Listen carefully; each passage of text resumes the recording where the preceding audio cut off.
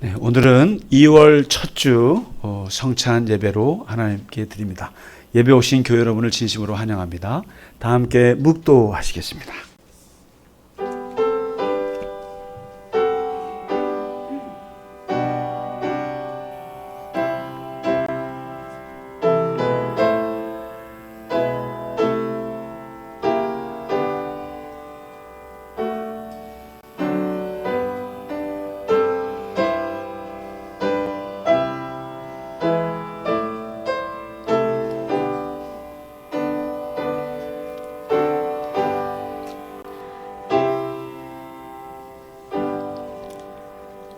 아버지께 참되게 예배하는 자들은 영과 진리로 예배할 때가 오나니 곧 이때라. 아버지께서는 자기에게 이렇게 예배하는 자들을 찾으시느니라. 하나님은 영이시니 예배하는 자가 영과 진리로 예배할지니라. 아멘.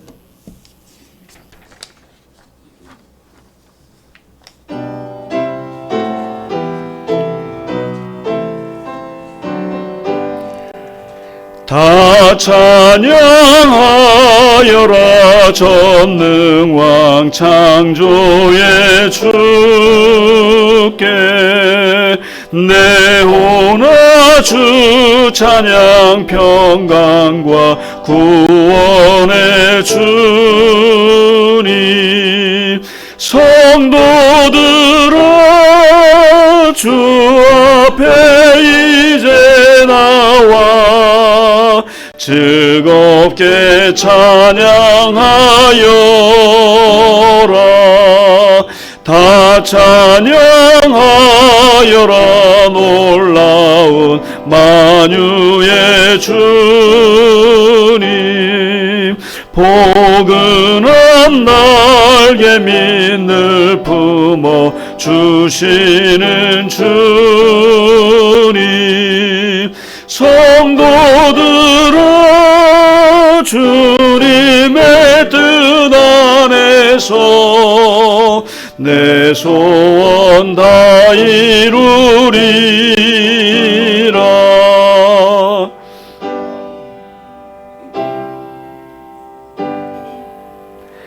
다 찬양하여라. 온 몸과 마음을 바쳐 이 세상 만물이 주 앞에 다 나와 찬양. 성도들아 기쁘게 소리 높여 영원히 찬양하여라.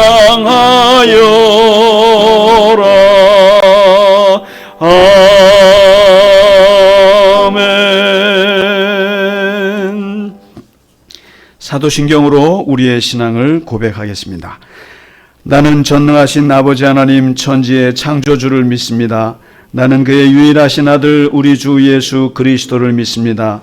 그는 성령으로 잉태되어 동정녀 마리아에게서 나시고 본디오 빌라도에게 고난을 받아 십자가에 못 박혀 죽으시고 장사된 지 사흘 만에 죽은 자 가운데서 다시 살아나셨으며 하늘에 오르시어 전능하신 아버지 하나님 우편에 앉아 계시다가 거기로부터 살아있는 자와 죽은 자를 심판하러 오십니다. 나는 성령을 믿으며 거룩한 공교회와 성도의 교제와 죄를 용서받는 것과 몸의 부활과 영생을 믿습니다. 아멘. 오늘의 교독문 시편 8편입니다. 여호와 우리 주여, 주의 이름이 온 땅에 어찌 그리 아름다운지요. 주의 대적으로 말미암아 어린아이들과 젖먹이들의 입으로 권능을 세우시며 주의 손가락으로 만드신 주의 하늘과 사람이 무엇이기에 주께서 그를 생각하시며 그를 하나님보다 조금 못하게 하시고 주의 손으로 만드신 것을 다스리게 하시고 만물을 그의 발 아래 두셨으니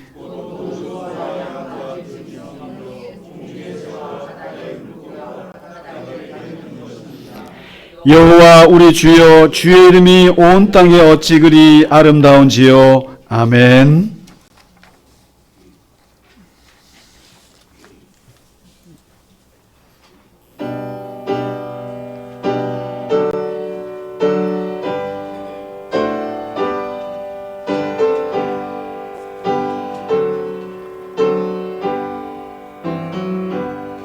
찬양 성부 성자 성령 성삼위일체께 영원 무궁하기까지 영광을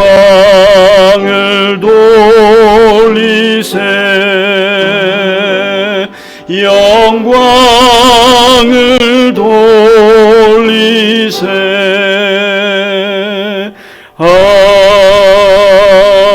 아멘.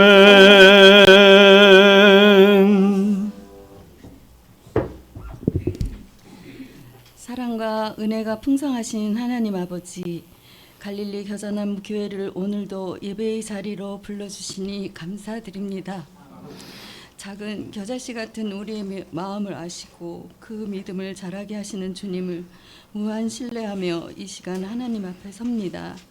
강추위가 계속되긴 하지만 이 절기를 허락하신 주님의 뜻을 겸손히 헤아리게 하시고 계절이 바뀌듯 우리의 신앙도 새로워지게 하시고 말씀 앞에서 늘 깨어있게 하여 주옵소서. 우리 교우 한 사람 한 사람을 기억하여 주시옵소서. 각자의 삶의 자리에서 기쁨과 무거운 짐을 안고 나온 마음을 아시는 주님, 상한 마음에는 위로를, 지친 영혼에는 쉼을 허락하여 주옵소서. 우리 모두 사랑으로 품는 공동체가 되게 하시고 작은 섬김에도 기쁨으로 순종하게 하옵소서. 특별히 오지에서 복음을 전하며 수고하시는 선교사님들을 위해 기도합니다. 성령으로 일하시는 주님의 품에서 외로움과 두려움을 걷어내고 주님의 동행하심에 힘입어 기이한 열매 맺게 하시옵소서. 아멘. 사랑의 하나님, 말씀을 전하시는 목사님을 위해 기도합니다. 성령의 지혜와 능력으로 붙드시어 선포되는 말씀이 하나님의 마음으로 전해지게 하옵소서. 아멘. 강건케 해주시고 내딛는 발걸음마다 지켜주시옵소서. 아멘. 이 모든 일을 이루시는 한 분, 성령 하나님이심을 믿고 의지하며 우리를 붙드시는 주님께 오늘도 변함없이 전 교인의 감사와 찬양을 올려드립니다. 흠양하여 주옵소서. 아멘. 이 모든 말씀 우리 주 예수 그리스도의 이름으로 기도드립니다. 아멘.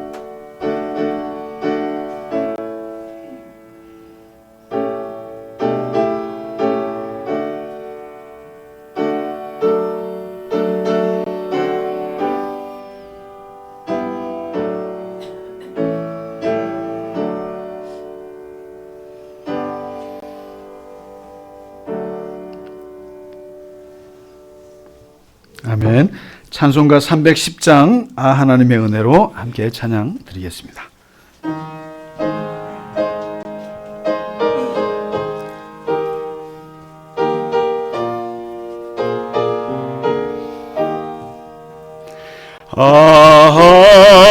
하나님의 은혜로 있을 데 없는 자 왜 구속하여 주는지 난 알 수 없도다. 내가 믿고 또 의지함은 내 모든 형편하시는 주님 늘 돌보아 주실 것을 나는 확실히 아네. 왜 내게 굳세 믿음과 또 복음 주셔서 내 마음이 항상 편한지 난 알 수 없도다. 내가 내가 믿고 또 의지함은 내 모든 형편하시는 주님 늘 보호해 주실 것을 확실히 아네. 왜 내게 성령 주셔서 내 마음 감동해 주 예수 믿게 하는지 난 알 수 없도다. 내가 믿고 또 의지함은 내 모든 형편하시는 주님 늘 보호해 주실 것을 나는 확실히 아네.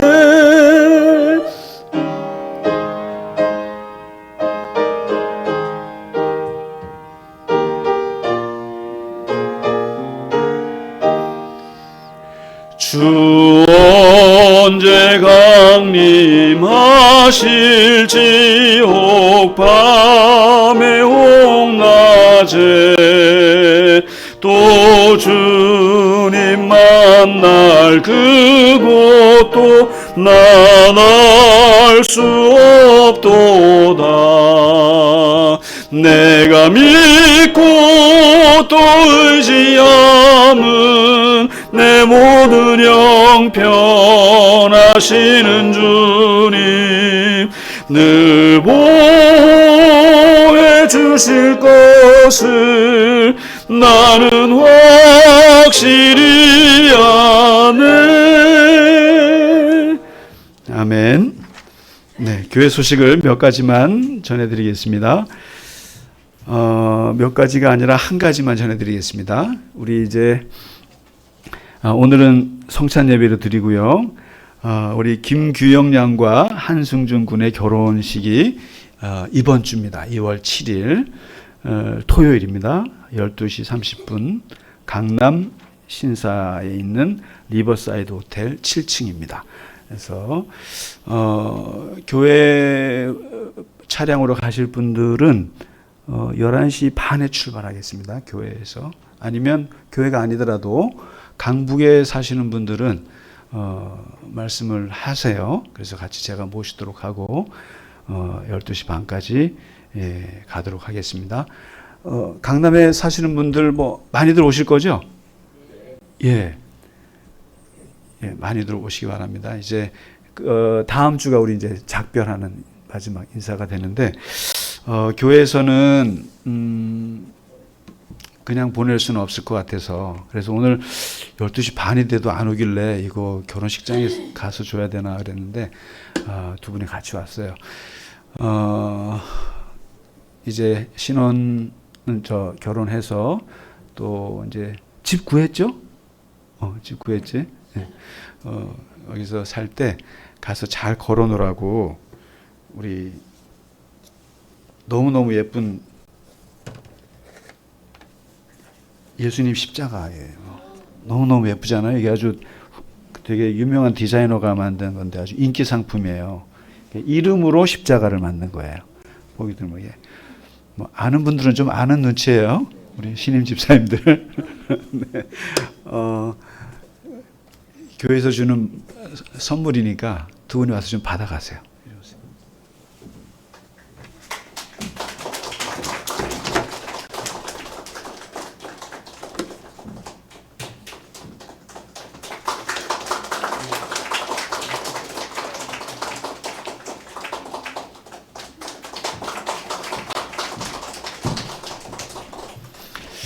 좀 묘한 감정이에요. 시원섭섭합니다. 시원섭섭.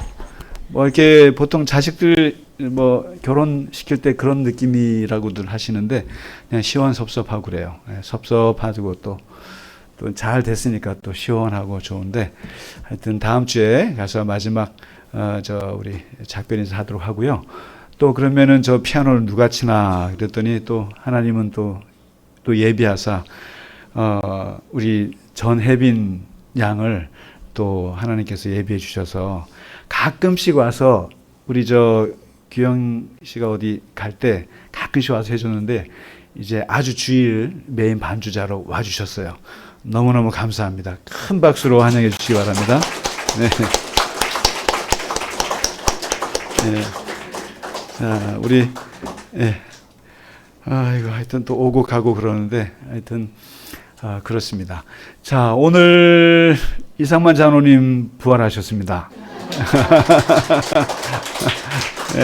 앉아 계세요. 일어나지 마시고. 우리 저 김성환 형제님 전화번호 꼭 따놓으세요. 저한테 전화 안 하셔도 되고 바로 하시고, 우리 김성환 형제님 너무너무 애 많이 쓰셨습니다. 지난주에는 허탕 치시고 그러셨는데 너무너무 애 많이 쓰셨고요. 네, 그리고 오늘 뭐 물어봐도 되나요? 무슨 바이올린이 오늘 뭐서 여쭤봐도 돼요?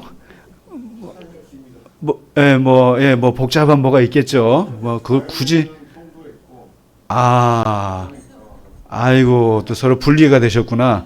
괜히 복잡한 거 여쭤보지 않겠습니다. 다만 안 할 때 그만큼 허전하다 하는 말씀 꼭 드립니다. 네, 우리 김경희 사님 오랜만에 오셨습니다. 반갑습니다. 자, 우리 옆에 분들하고 같이 인사하실까요? 주의 이름으로 축복합니다. 건강하세요. 주의 이름으로 건강하세요. 건강하시고 축복하시고 늘 기뻐하시고. 네, 고맙습니다.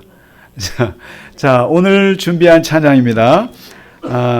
하나님의 사랑을 주만 바라볼지라. 우리 다 같이 일어나셔서 같이 찬양 드리겠습니다.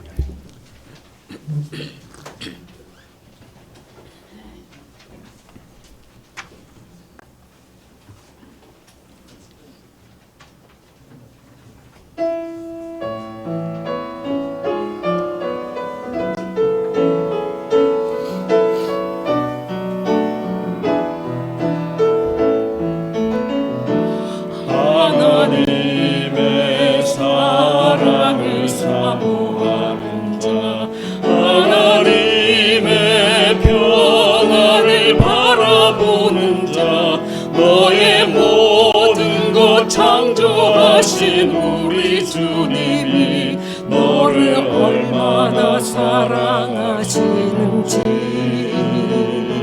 하나님께 찬양과 경배하는 자, 하나님의 선하심을 닮아가는 자, 너의 모든 것 창조하신 우리 주님이 너를 자녀 삼으셨네.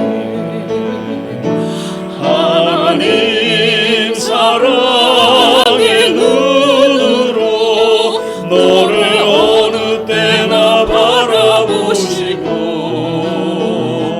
하나님 인자한 귀로서 언제나 너에게 기울이시니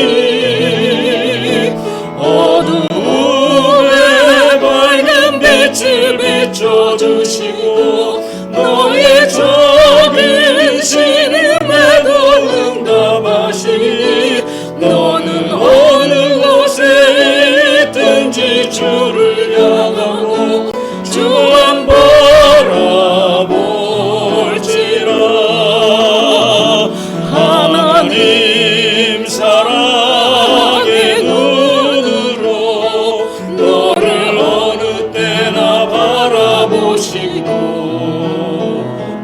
하나님 인자한 귀로서 언제나 너에게 기울이시니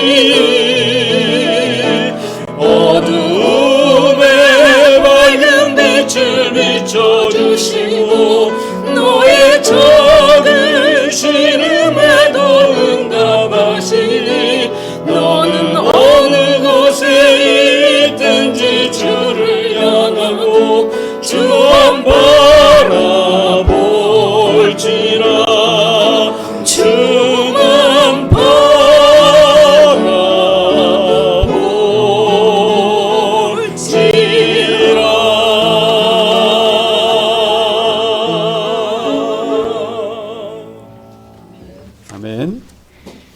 이강훈 집사님 나오셔서 오늘 말씀 봉독해 주시겠습니다.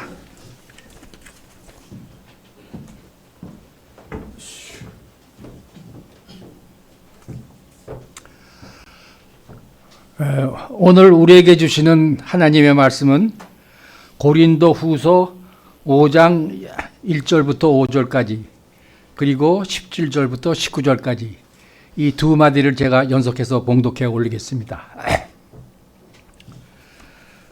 만일 땅에 있는 우리의 집이 무너지면 하나님께서 지으신 집, 곧 손으로 지은 것이 아니요 하늘에 있는 영원한 집이 우리에게 있는 줄 아느니라. 참으로 우리가 여기 있어 탄식하며 하늘로부터 오는 우리 처소로 덧입기를 간절히 사모하노라. 이렇게 입음은 우리가 벗은 자들로 발견되지 않으려 함이라. 참으로 이 장막에 있는 우리가 짐진 것 같이 탄식하는 것은 벗고자 함이 아니요 오히려 덧입고자 함이니 죽을 것이 생명의 상킴바 되어 하려 함이라. 곧 이것을 우리에게 이루게 하시고 보증으로 성령을 우리에게 주신 이는 하나님이시니라. 그런즉 누구든지 그리스도 안에 있으면 새로운 피조물이라. 이전 것은 지나갔으니 보라 새 것이 되었도다. 모든 것이 하나님께서 났으며 그가 그리스도로 말미암아 우리를 자기와 화목하게 하시고 또 우리에게 화목하게 하는 직분을 주셨으니 곧 하나님께서 그리스도 안에 계시사 세상을 자기와 화목하게 하시며 그들의 죄를 그들에게 돌리지 아니하시고 화목하게 하는 말씀을 우리에게 부탁하셨느니라. 아멘.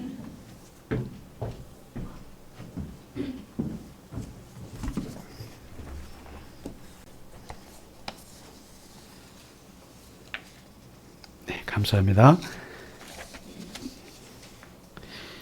고린도 후서를 보면서 저도 이번에 깜짝 놀랐어요.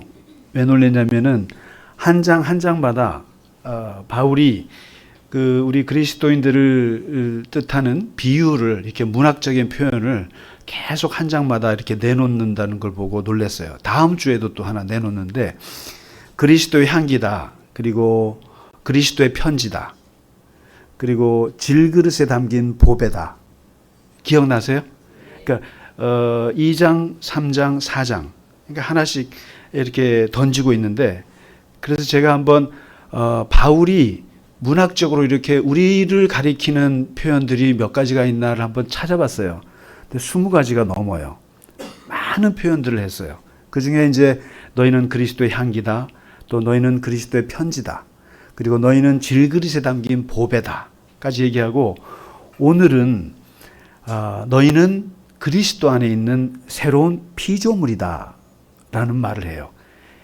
이 새로운 피조물이라는 말을 이것은 아주 의미 있는 말이죠. 굉장히 중요한 말인데 기독교 신앙은 기본적으로 피조물적인 신앙이에요.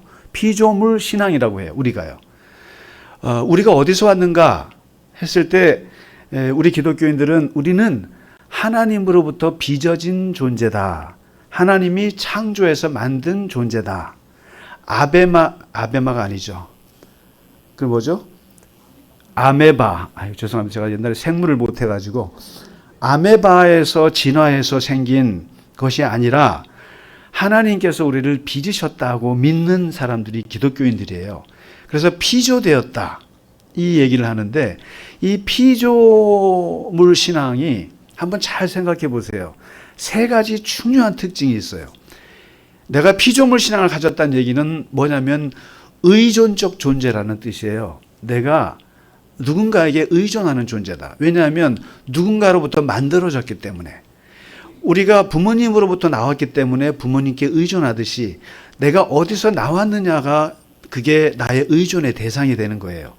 그래서 기독교인들은 기본적으로 하나님으로부터 왔기 때문에 하나님을 의존하는 존재라는 거예요. 이게. 그런데 이걸 착각하시면 안 되는 게 의존이라는 것이 사람에게 의존하는 것, 세상에 의존하는 것은 그것은 좋은 게 아니에요. 그래서 어떤 한양대학교 어느 법대 교수가 쓴 글을 제가 봤는데 거기에 보니까 스웨덴 사람과 한국 사람을 비교하는 글이었어요. 스웨덴은 쉽게 말하면 독립사회고 한국은 의존사회라는 거예요. 그래서 스웨덴은 어렸을 때부터 자라도 기본적으로 독립적인 개별적 존재라는 걸 강조한다는 거예요. 그래서 20살만 되면 자기가 알아서 대학 가야 되고 등록금도 알아서 하고, 그리고 심지어 늙어서 죽어서 죽을 때조차도 자식들한테 기대지 않는다는 거예요. 끝까지 혼자 개별적 존재로 독립적으로 산다는 거예요. 반면에 한국 사람들은 3종 지도라 그래서 어렸을 때는 부모님께 의존하고, 결혼하면 남편한테 의존하고, 늙으면 자식한테 의존하는 이 3종 지도 가치관이 너무 심해서, 가족주의가 너무 심해서 그냥 모든 걸 다 의존한다는 거예요. 가족에게 의존하고. 여러분, 세상에 대학 들어가서도 담뱃값 사주는 나라는 우리나라밖에 없어요. 이런 말이 있었어요. 그러니까 결혼하면 결혼한다고 뭘 사주고 또 뭐 해주고 뭐 해주고 끝까지 죽을 때까지 자식이 나의 짐이에요. 이게 우리나라 사회, 의존 사회라는 거예요.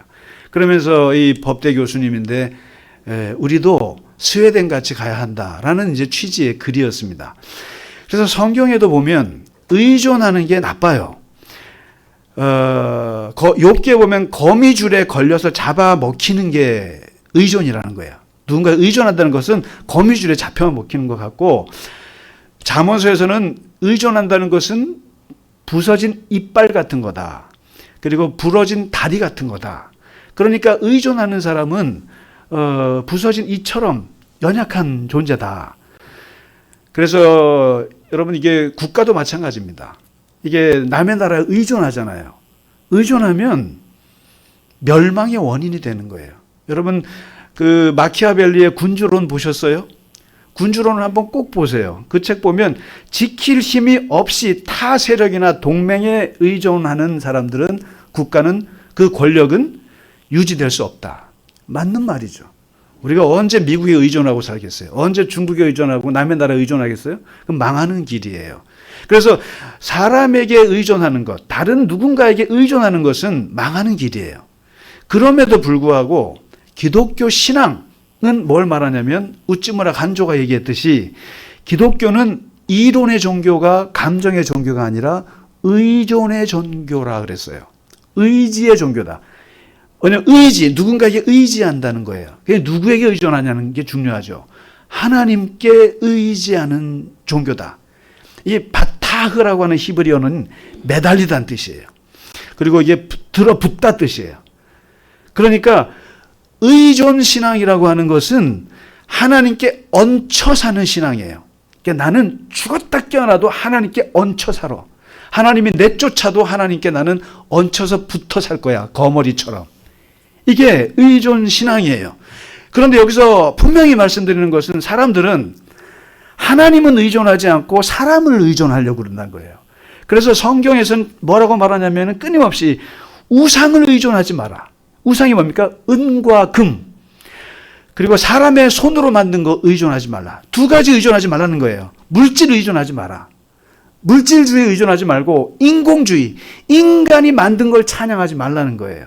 인간이 만든 거에 거기에 모든 걸 걸지 말라는 거예요. 쉽게 말하면. 반면에 성경이 끊임없이 얘기하는 게 보이지 않는 인격적인 한 분 하나님께만 의존하라. 이걸 얘기해요. 그래서 유대인들이 아이들을 목욕시킬 때 하는 기도문이 있어요. 목욕 기도문이 있는데, 기억씨 아이 낳으면 꼭 이거 써먹어. 아이 낳으면 얼굴을 씻어주면서 이 아이의 얼굴이 하늘을 바라보며 하늘의 소망을 품게 하소서. 입을 닦아주면서 이 아이의 입에서 나오는 모든 말이 복된 말이 되게 하소서. 머리를 감아주면서 이 아이 머릿속에 지혜와 지식이 가득하게 하소서. 손을 씻어주면서 이 아이의 손이 기도하는 손이고 사람을 칭찬하는 손이 되게 하소서. 가슴을 씻어주면서 이 아이의 가슴에 나라와 민족에 대한 사랑을 품게 하소서. 부위별로 다 있어요. 다 얘기하면 너무 그렇고, 마지막에 핵심이 이거예요. 등과 허리를 씻어주면서 보이는 부모를 의지하지 말고 보이지 않는 하나님만 의지하게 하소서. 끝. 허리가 뭐예요? 허리가 받쳐주는 거잖아요. 등과 허리를. 이 얘기하니까 바로 유나가 들어오네. 유나 엄마가 들어야 될 얘기인데, 아이들 씻어주면서 등과 허리를 씻어주면서 제발 보이는 부모를 의지하지 말고 보이지 않는 하나님을 의지하게 하소서. 아버지 하나님, 이거죠. 하나님을 의지하는 눈을 계속 강조하는 거예요. 이게요. 그래서 여러분, 목욕탕 문구 중에, 목욕탕에 있는, 요즘에도 있는지 모르겠습니다만은, 맡기지 않은 귀중품은 책임지지 않습니다. 네? 잃어버려도 나 책임 안 져. 맡기지 않았는데 내가 왜 책임을 지니? 이게 하나님의 말씀이에요. 나한테 맡기지 않는 사람들은 내가 책임 안 져. 이거죠. 나에게 의존하지 않는 피조물, 나에게 의존하지 않는 사람들은 내가 책임 안 져. 나에게 의존하면 내가 다 책임져. 이게 피조물 신앙의 가장 기본적인 특징이에요. 의존하는 거예요. 근데 어디에도 의존하는 게 중요한 거예요. 사람들은 자꾸만 사람들을 의존해요. 사람들을 의존하고, 돈 많은 사람을 의존하고, 물질을 의존하고, 인공적인 거 의존하는데, 보이지 않는 하나님을 의존하라 이게. 이 사람들이 진짜 이 세상에서 독립적인 존재예요. 우리는 이 스웨덴 사람들하고 모르겠어요. 스웨덴 사람들은 사람들에 대해서 독립적이면서 하나님께는 의존하는지는 모르겠습니다만은, 사람들에 대해서는 독립적이셔야 되는 거예요. 자식에 대해서도, 누구에 대해서 독립적이고 하나님께 의존적이어야 되는데 꼭 반대로 간단 말이에요. 사람들에 의존해요. 자식에게 의존해요. 부모에게 의존해요. 그리고 하나님은 의존 안 해요. 이게 피조물이 아니라는 거예요. 두 번째 피조물 신앙을 갖는다는 얘기는 내가 한계적 존재라는 거예요. 피조물이 꼭 가져야 될 생각은 나는 언젠가는 끝난다라고 하는 의식이에요. 그래서 그 하이데거라고 하는 철학자가 뭐 별 얘기도 아닌 것 같은데 멋있다고 해요. 인간은 죽음으로 가는 존재다. 뭐 당연한 얘기죠. 죽음을 향해 가는 존재이죠. 유통기한이 있어요. 그리고 시작이 있으면 끝이 있어요. 우리 기독교는. 불교, 이게 싫으면 불교로 가세요. 돌고 돌아요, 계속. 죽지 않아요. 그 다음에 우리 기독교인들도 요즘에 하도 드라마를 많이 보셔갖고 내가 전생에 내가 뭐 나라를 구했나 봐. 이걸 기독교인들도 써먹고 그래요. 전생에 내가 나라를 구했나? 아니면 내가 다음 생에서는 우리 만나지 마? 뭐 이러는데 다음 생이 없어요. 뭘 또 만나요? 만나기는. 죄송합니다만 기독교인들은 처음과 끝이 끝이에요. 이 생이 끝이에요. 한 번이에요. 두 번 없습니다. 그냥 끝이고 하나님 만나는 거예요, 그냥. 근데 뭘 다음 생에선 다시 만나고 그런 소리들을 하고 계세요.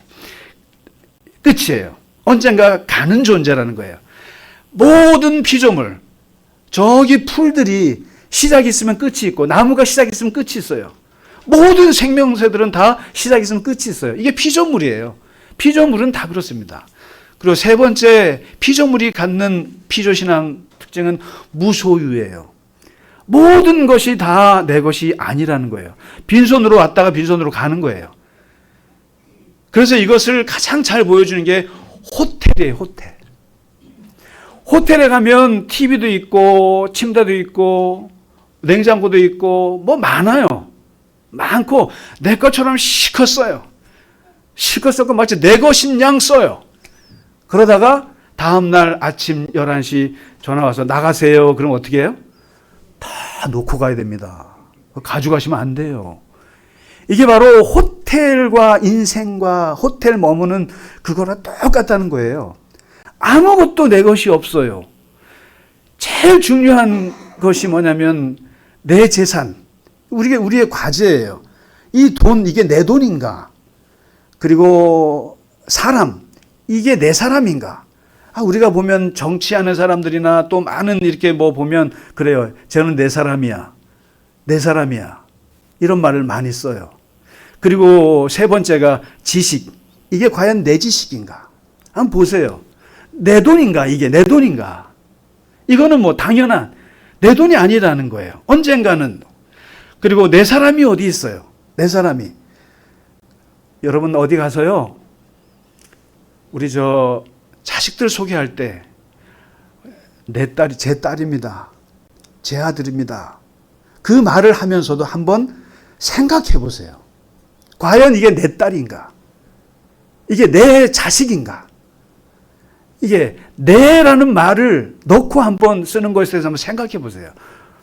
상은이가 내 딸이죠. 내 딸이죠.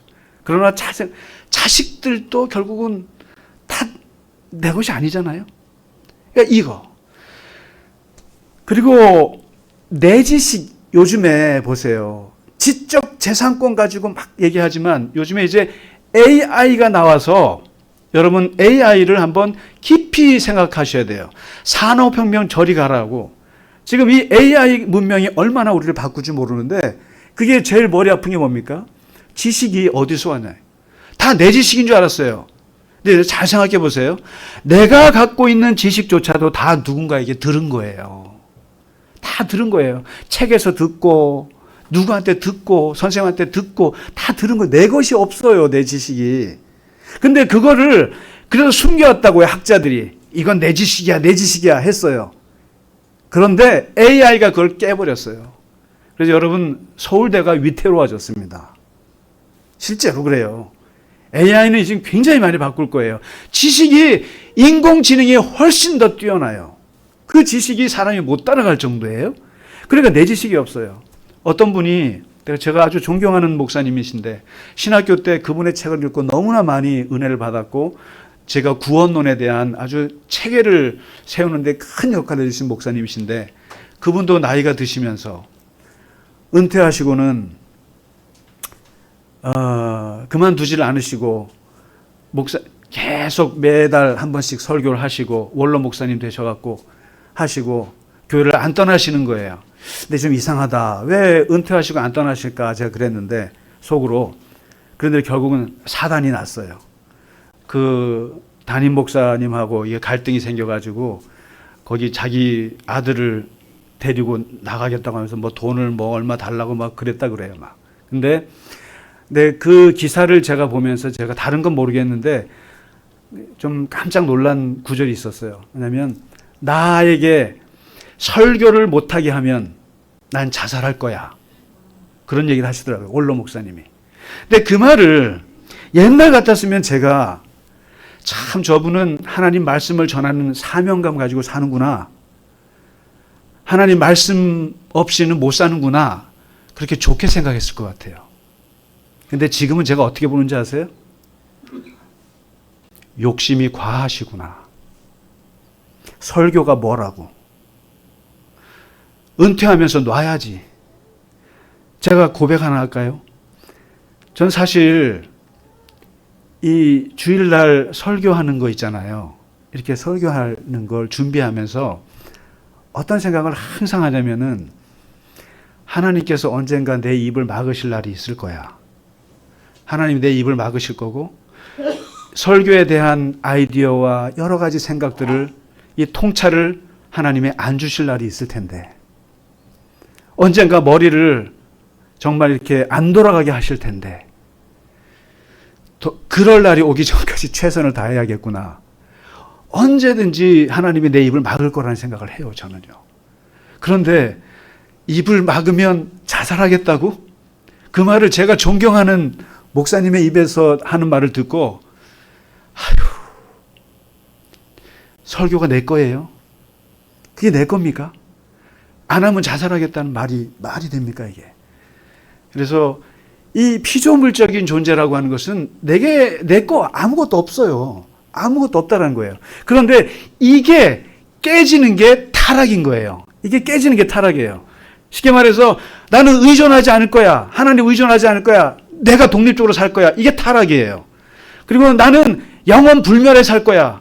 나는 늙지 않을 거야. 120세까지 살 거야. 나는 온갖 약품을 써서 나는 죽지 않고 영원 불멸을 살 거야. 이게 타락이에요. 그리고 나는 다 내 거야. 이것이 내 실력이고 이것이 내 거고 이게 타락이에요. 이걸 타락이라고 그러고 이걸 성경에서는 죄라는 거예요. 죄. 근데 이 주제를 모르고 주인의 자리에 앉아서 이게 타락인데 오늘 17절에 오늘 집사님 읽으신 말씀에 이게 하이라이트예요. 그러나 너희가 그리스도 안에 있으면 새로운 피조물이 된다. 새로운 피조물이다. 피조물. 원래 피조물이었어요. 그런데 인간이 타락해서 자기가 피조물인 줄 모르고 있었다는 거예요.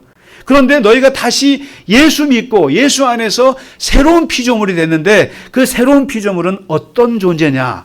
1절에 첫째, 집 주소가 바뀌었다라는 거예요. 집 주소가.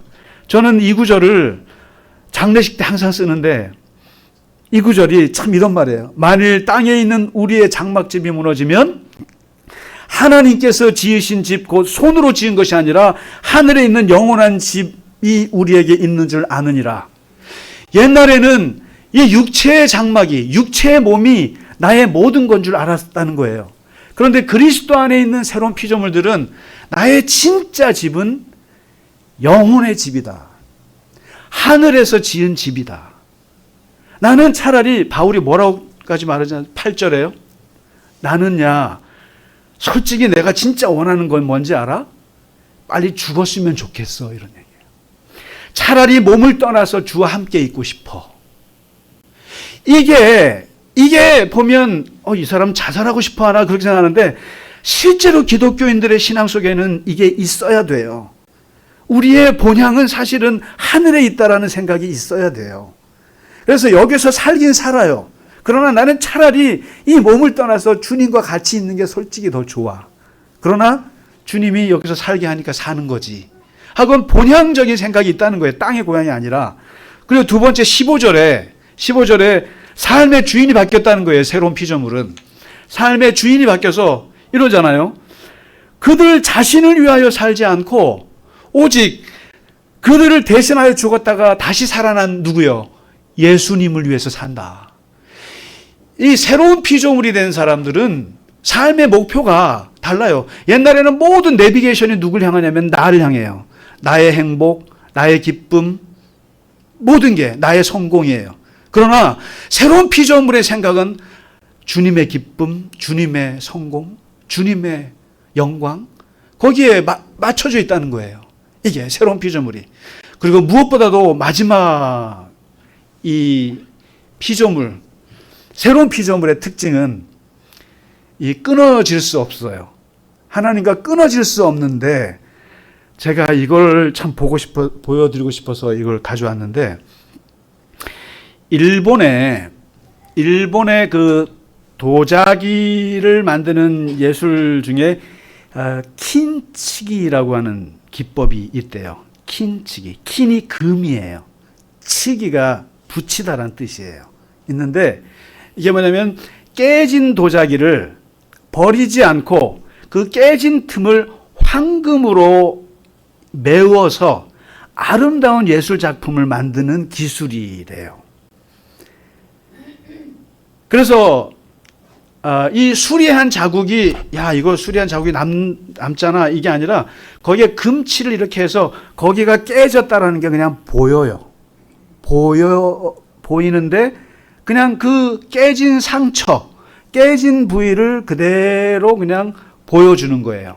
거기에 뭐가 들어가면 이렇게 옷나무, 옷과 금이 들어가서 여기가 깨어진 거구나 이렇게 볼 수 있는 이게 킨지기 건데 사실 요런 킨지기 기법으로 알고 하셨는지 모르고 하셨는지 모르겠는데 제가 한 수년 전에 과천의 그 국립현대미술관에 가서 보고 너무나 은혜 받은 작품이 있어서 보여주려고 그래요. 이수경 작가라고 하는 분이 계세요. 이수경 작가라고 하는 분인데 이분이 번역된 도자기라는 작품을 해서 세계적인 작가인데 참고로 알려드리면 우리 오미성 권사님의 아주 친한 후배랍니다. 맞죠? 후배예요? 동기예요? 후배예요. 근데 이분의 작품을 보시면 새로운 피조물이라는 것이 깔끔한 무슨 피조물인 줄 알았어요? 그게 아니에요. 맨날 깨지고 깨진 그 상처가 그대로 얽어붙어요. 얽어붙어서 새로운 창조물이 나오는데 너무 아름다워요. 그래서 제가 그걸 보면서 상처라는 파편을 통해서 이전과 전혀 다른 차원의 존재로 이게 거듭나게 하는 그러한 그 치유를 보여주는 작품인데 저는 거기서 그리스도 안에서 새로운 피조물이라는 것이 뭐냐? 전혀 다른 존재가 아니라 있는 상처 거기에 예수님 한번 보시죠. 말로 해서 뭐 하겠어요?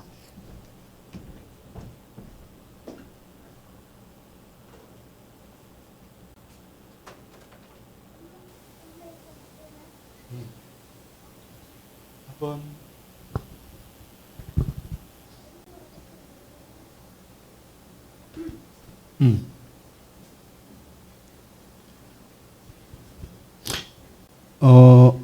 잠깐만요. 아이고, 벌써. 자, 여기부터 볼까요? 이런 작품이에요. 도자기 깨진 거에 틈에 이렇게 금으로 이렇게 붙였죠. 뭐 잘 안 보이긴 한데 이런 거 잘 보이는 거 위주로 볼게요. 어떠세요? 뭔가 치유의 느낌이 들지 않아요? 난 이거 보면서 하나님이 우리를 그냥 깨진 상태, 상처 그대로 거기에 이렇게 이어붙여서 새로운 피조물이라는 게 뭐 색다른 게 아니다. 저는 이렇게 잘 안 보이죠? 네, 신비스럽죠, 좀. 안 보여서. 이런 거 넘어가고요. 이것도 잘 안 보여요. 이게 잘 보여요. 이 작품 괜찮죠? 이거 보시라고. 아이고, 죄송합니다. 어디 갔지? 어머, 이게 없어졌네? 아이고, 이게 제일 중요했는데? 아이고, 어떻게 하면 좋아?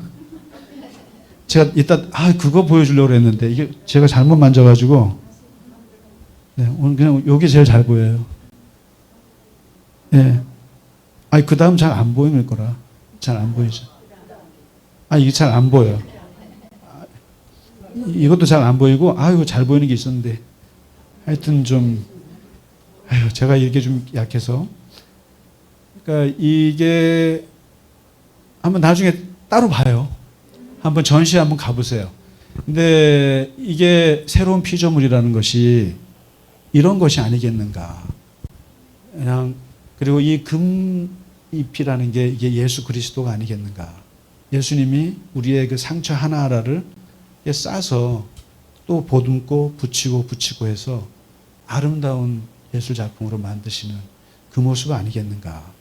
그래서 우린 깨졌다 그러면은 다 버리고 잊어버리고 없애야 될 걸로 생각하지만 그 상처 하나하나가 내 삶의 일부분으로 남아있는 그 자체, 그거를 오히려 이렇게 예술적으로 승화시키는 그 하나님이 아니시겠는가. 죄송해요. 좋은 거 좀 보여줘야 되는데. 자, 잘 보이는 거. 이거 좀, 네. 예배 끝나고 다시 보여드릴게요. 네. 그래서, 네, 말씀을 마치겠습니다. 우리 피조물 신앙 회복할 필요가 있습니다. 우리가 한계적 존재고, 의존적 존재고, 무소유적 존재라고 하는 것, 그리고 그리스도 안에서 새로운 피조물이 됐다고 하는 것은 결코 완전히 바뀐 것이 아니라 있는 상처, 받은 고통들, 시련들 그냥 그대로 감싸 안고 주님이 품고 우리를 만들어 가신다고 하는 거. 그래서 주님과 우리가 영원히 떨래야 뗄 수 없는 그 깊은 관계 속에 있다는 그 말씀, 그 새로운 피조물로 거듭난 우리의 존재라고 하는 것을 기억하시면 좋겠습니다. 우리 같이 오늘 성찬하도록 하겠습니다. 성찬식.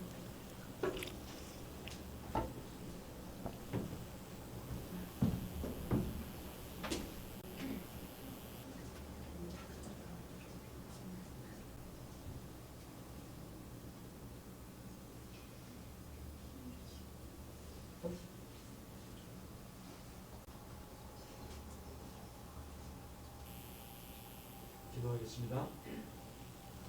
주님, 이 시간 주의 성찬에 참여하는 우리들에게 하나님의 거룩한 마음을 주시고 주님께서 주의 떡과 주의 피를 빼고 먹고 마실 때 주님께서 우리와 함께 하시고 우리를 새로운 피조물로 다시 한번 우리를 받아 주시옵소서. 예수님의 이름으로 기도하옵나이다. 아멘. 주께서 잡히시던 밤 제자들에게 떡을 떼어 주시며 이르시기를 이것은 내가 너희를 위하여 주는 내 살이니 이것을 먹을 때마다 나를 기억하라 말씀하셨습니다. 식후에 제자들에게 포도주를 따라 주시며 말씀하시기를 이것은 내가 너희를 위하여 흘리는 내 피니 이것을 마실 때마다 나의 죽음을 기억하라 말씀하셨습니다. 오늘 우리가 주님의 살과 피를 먹고 마시는 것은 주님이 다시 오시는 그날까지 주님의 죽으심을 기억하고 전하고자 하기 위함입니다. 이 시간 거룩한 마음으로 주님의 살과 피를 받으시기 바랍니다.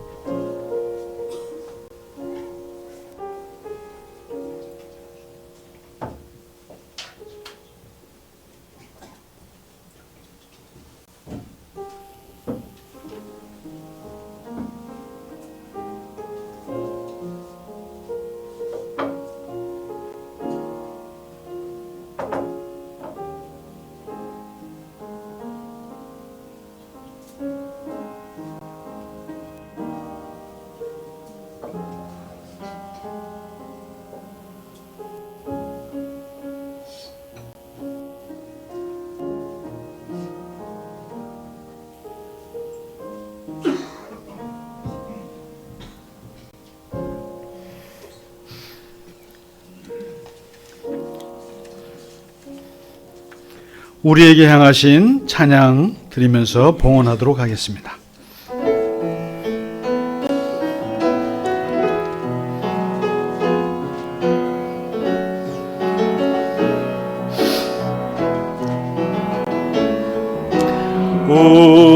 우리에게 향하신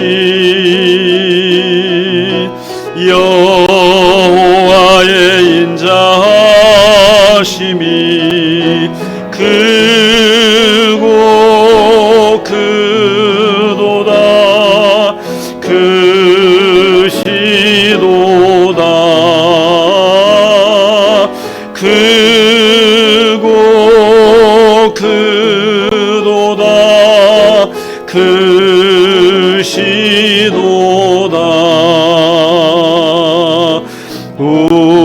우리에게 향하신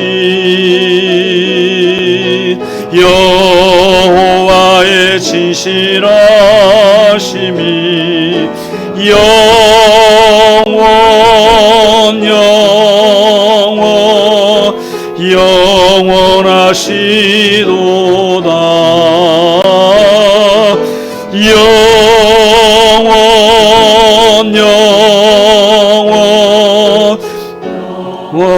원하시도다 우리에게 향하신 여호와의 인자하심이 크고 크도다 크시도다 크고 크도다 크시도다 다 같이 일어나시겠습니다. 우리에게 향하신 여호와의 인자하심이 영원하시도다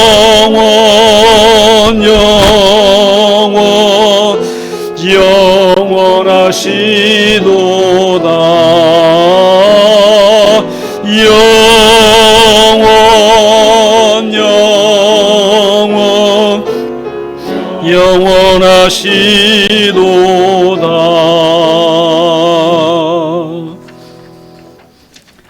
하나님 아버지, 우리는 그동안 우리가 피조물임을 잊고 살았습니다. 내 인생이 내 것인 양 고집을 부렸고 이 땅의 삶이 영원할 것처럼 욕심을 부렸고 주께서 잠시 맡기신 것들을 움켜쥐고 내 것이라 우겼던 어리석은 죄인들입니다. 그러나 주님, 예수 그리스도의 십자가 보혈로 우리를 다시 부르시고 단순한 피조물을 넘어서 그리스도 안에서 새로운 피조물로 삼아주신 하나님의 은혜에 감사합니다. 이제는 이 무너질 이 땅의 장막집에 소망을 두지 아니하고 영원한 하늘의 처소를 바라보게 하여 주시옵소서. 더 이상 나 자신을 위해 살지 않고 나를 위해 죽으시고 부활하신 주님을 위해 사는 인생이 되게 하여 주시옵소서. 그리고 주님께서 나의 상처와 나의 어두움과 나의 아픈 것들을 다 감싸시고 십자가로 우리를 묶으시고 새로운 피조물로 거듭나게 하셔서 하나님과 끊을 수 없는 관계가 되게 하셔서 감사합니다. 그리스도 안에서 새로운 피조물로 살아가는 우리에게 주님께서 늘 붙잡아 주시고 우리와 함께 하시고 주님 우리와 동행하여 주시옵소서. 하나님 아버지, 시간 주 앞에 드린 예물 위에도 하나님 축복하시고 그 손길을 기억하시며 하는 모든 일에 하나님의 형통하심과 하나님의 인도하심이 따르게 하여 주시옵소서. 이제는 우리 주 예수 그리스도의 크신 은혜와 하나님 아버지의 지극하신 사랑하심과 성령님의 감화와 감동, 위로와 교통하심이 오늘 새로운 피조물로 주와 더불어 동행하며 승리하며 살아가기를 원하는 우리 갈릴리 겨자나무 교회의 모든 교우들과 모든 성도들 머리 위에 이제로부터 영원까지 함께 하시기를 간절히 축원하나이다. 아멘.